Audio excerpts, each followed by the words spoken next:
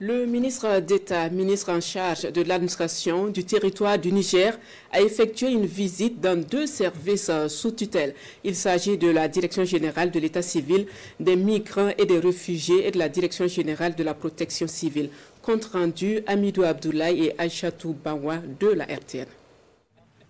C'est par la Direction générale de l'État civil, des migrations et des réfugiés que le ministre d'État, ministre de l'Intérieur, de la Sécurité publique et de l'administration du territoire, accompagné par ses plus proches collaborateurs, a entamé ce mercredi sa visite terrain.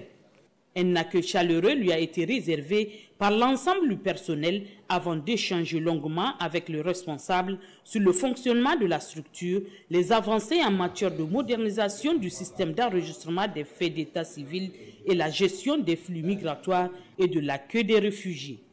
Il a par la suite visité les différents services du secrétariat permanent du cadre de concertation pour la migration jusqu'au magasin, en passant par la Commission nationale d'éligibilité au statut de réfugié et la salle serveur de l'État civil où sont stockées toutes les données de la direction générale et ceux des directions départementales.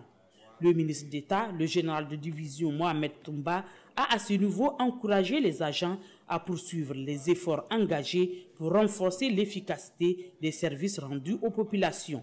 La seconde étape a conduit le ministre d'État et sa délégation à la Direction générale de la protection civile au sein du Centre opérationnel d'alerte et de conduite des crises COVAC,